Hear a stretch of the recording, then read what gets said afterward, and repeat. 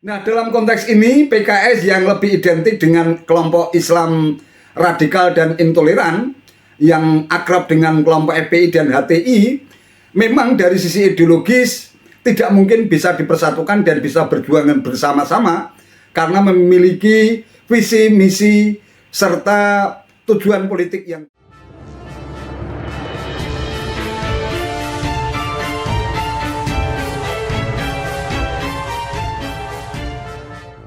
Assalamualaikum warahmatullahi wabarakatuh. Salam sejahtera untuk kita semua, salam budaya. Sahabat-sahabat tercinta sebangsa dan setanah air yang sangat saya hormati, keputusan bakal capres Anies Baswedan dan Ketua Umum Partai Nasdem Surya Paloh yang menggandeng, meminang sekaligus mendeklarasikan pasangan calon presiden dan wakil presiden Anies Baswedan dan Ketua Umum PKB Muhaimin Iskandar alias Caimin memang betul-betul di luar prediksi banyak pengamat dan pemerhati dunia politik. Pasalnya antara Anies Baswedan dan Caimin memang secara ideologis memiliki ideologi dan pattern perjuangan politik yang sangat jauh berbeda. Anies disebut lebih dekat dengan kelompok Islam intoleran dan radikal, sementara itu Caimin atau Muhaimin Iskandar yang berbasis Nahdlatul Ulama disebut sangat dekat dengan kelompok Islam moderat dan toleran. Itulah sebabnya sangat mustahil apabila kedua tokoh ini bersatu dalam satu koalisi. Namun toh faktanya semua dinamika yang terjadi dalam dunia politik bisa saja terjadi. Akhirnya telah disepakati bahwa Anies Baswedan dan Muhaimin Iskandar merupakan pasangan calon presiden dan wakil presiden yang diusung oleh Nasdem dan PKB. Nah, dua parpol ini ternyata sudah bisa melenggang untuk melaju dan berlayar menuju kontestasi Pilpres 2024 karena dari persyaratan ambang batas presidensial threshold sebesar 20% jumlah kursi DPR ternyata sudah memenuhi syarat. Nah, tentu saja imbas dan dampak politik dari menyatunya Anies Baswedan dan Caimin menjadi pasangan capres dan cawapres di Pilpres 2024 ini menjadi prahara dan tsunami politik khususnya buat Partai Demokrat dan juga termasuk Partai Keadilan Sejahtera, meskipun efek politiknya benar-benar sangat dirasakan oleh Partai Demokrat yang dari awal sudah sangat bermimpi agar ketua umum mereka Agus Harimurti Yudhoyono alias AHY ini bisa menjadi cawapres pendamping Anies. Sangat tidak berlebihan apabila Ketua Majelis Tinggi Partai Demokrat Susilo Bambang Yudhoyono alias SBY pun murka.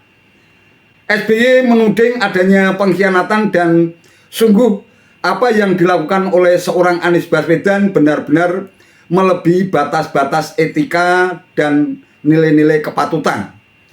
Bahkan SBY pun tidak segan-segan untuk menuding Anies Baswedan ini sebagai serigala berbulu domba.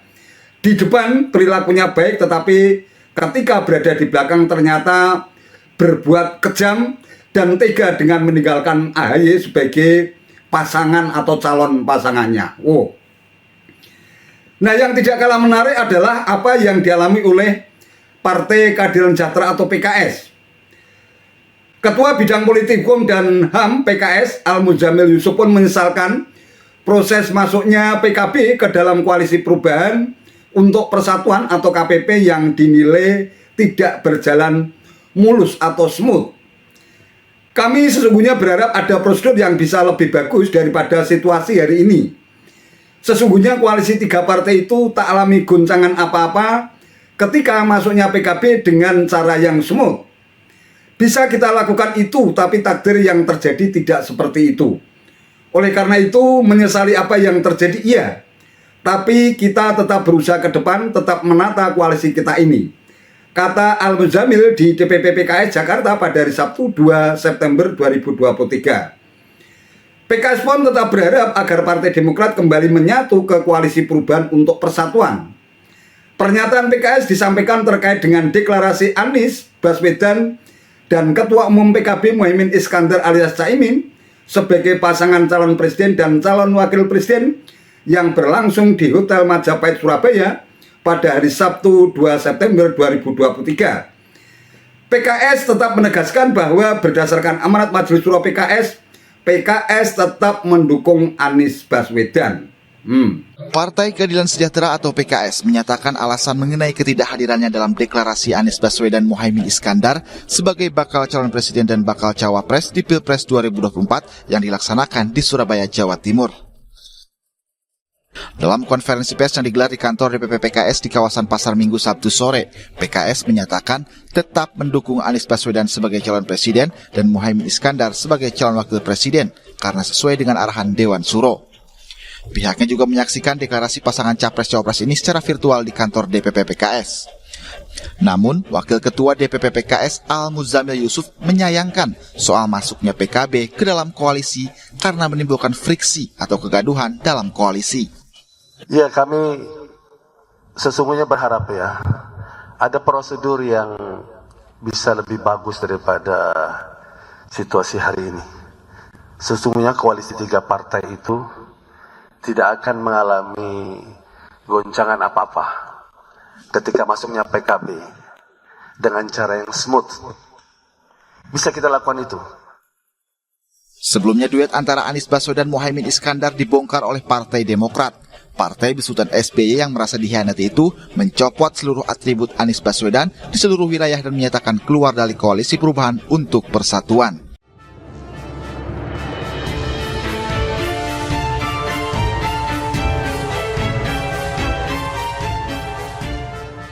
Sahabat-sahabat tercinta sebangsa dan setanah air yang sangat saya hormati, dari sisi ideologi dan platform perjuangan politik kedua partai yaitu PKB dan PKS tampaknya memang sebenarnya sulit untuk bisa dipersatukan dalam satu wadah, bagaikan air dan minyak yang sulit untuk menjadi satu senyawa.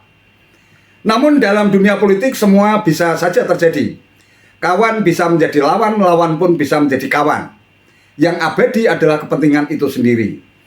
Nah, dalam konteks ini PKS yang lebih identik dengan kelompok Islam radikal dan intoleran yang akrab dengan kelompok FPI dan HTI memang dari sisi ideologis tidak mungkin bisa dipersatukan dan bisa berjuang bersama-sama karena memiliki visi, misi, serta tujuan politik yang berbeda.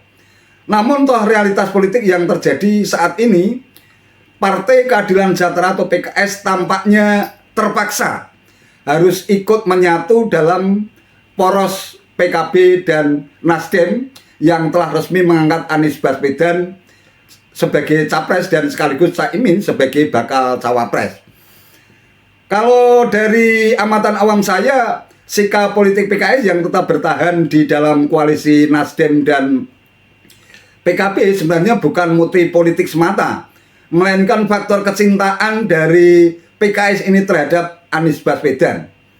Pasalnya Anies Baswedan ini merupakan sosok yang dianggap sebagai tokoh intelektual yang sangat cerdas, yang dianggap mampu menjadi ikon perubahan pada masa-masa Indonesia yang akan datang.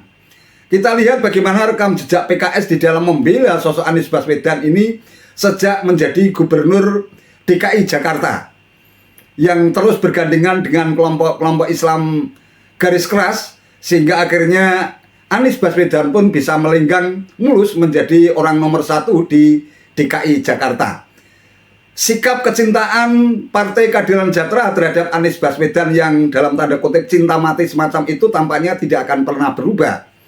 Apapun yang terjadi, Anies Baswedan tetaplah seorang Anies yang di mata PKS sudah terlanjur diposisikan sebagai sosok pembaharu, sebagai sosok intelektual ideal yang bisa membawa cita-cita dan mimpi Partai Keadilan Sejahtera ini menjadi bagian dari Indonesia pada masa-masa yang akan datang. Nah, jadi persoalannya adalah bahwa menyatunya atau tetap bertahannya PKS ke dalam poros PKB dan Nasdem ini menurut saya bukan karena platform perjuangan politik semata, melainkan lebih didasari oleh kecintaan PKS ini terhadap sosok seorang Anies Baswedan. Nah, persoalannya apakah hal itu tidak sangat merugikan PKS dalam kontestasi Pilpres 2024? Dalam konteks elektoral politik menjelang Pilpres 2024, tampaknya PKS pun harus rela diperlakukan sebagai saudara tiri. Persoalan yang lebih penting dan urgen adalah bagaimana memenangkan pasangan Anies Baswedan Caimin ini dalam kontestasi Pilpres 2024. Tentu saja ini juga merupakan bagian dari risiko yang harus dihadapi oleh Anies Baswedan dan Surya Paloh sendiri yang benar-benar nekat menyatukan dua sosok yang sebenarnya sangat bertentangan secara diametral ini menjadi pasangan calon presiden dan wakil presiden. Yang pertama, dari basis pemilih PKS tampaknya juga nanti dalam soal Pilpres mungkin tidak sepenuhnya suara para simpatisan PKS ini akan mengarah sepenuhnya atau diberikan sepenuhnya kepada pasangan Anies Baswedan dan Caimin. Karena memang tidak ada kedekatan ideologis antara Nasdem PKB dengan PKS. Jadi semata-mata hanya faktor Anies Baswedan yang membuat PKS ini tetap bertahan di poros Nasdem dan Partai Kebangkitan Bangsa atau PKB. Kemudian yang kedua dari sisi suara Nahdliyin, dan ini sudah ditegaskan berulang-ulang oleh Ketua Umum Pengurus Besar Nahdlatul Ulama, Ketua Umum PBNU Yahya Khalil Stakuf, bahwa NU tidak boleh dibawa-bawa dalam kancah politik praktis, termasuk di dalamnya adalah Pilpres. Ini artinya dari sisi basis massa tampaknya Caimin harus benar-benar mengoptimalkan dan memaksimalkan mobilitas dan gerakan PKB di dalam upaya untuk menarik simpati kaum Nahdliyin agar menjatuhkan pilihannya kepada pasangan Anies Baswedan Caimin. Pasalnya jika gerakan dan mobilisasi politik itu tidak dilakukan secara masif, bisa jadi suara warga Nahdliyin akan terpecah ke dalam pasangan calon presiden yang lain, mungkin termasuk diberikan kepada Ganjar Pranowo atau bahkan mungkin juga sebagian ke Prabowo. Jika situasi seperti itu yang terjadi, maka jangan harapkan kalau suara Nahdliyin, suara kaum Nahdliyin ini akan benar-benar semuanya diberikan kepada pasangan Anies Baswedan dan Caimin dalam kontestasi Pilpres 2024. Pilihan-pilihan yang ada mungkin memang pasangan Cawapres Anies Baswedan dan Caimin ini mungkin pilihan yang terbaik ketika situasi sudah mendekati masa-masa pendaftaran Capres-Cawapres ke KPU. Dan bisa jadi inilah merupakan gambling atau permainan judi untuk yang terakhir kalinya menjelang kontestasi atau menjelang pelaksanaan Pilpres 2024. Kita tunggu saja. Itu saja yang bisa saya sampaikan. Terima kasih atas perhatiannya. Wassalamualaikum warahmatullahi wabarakatuh.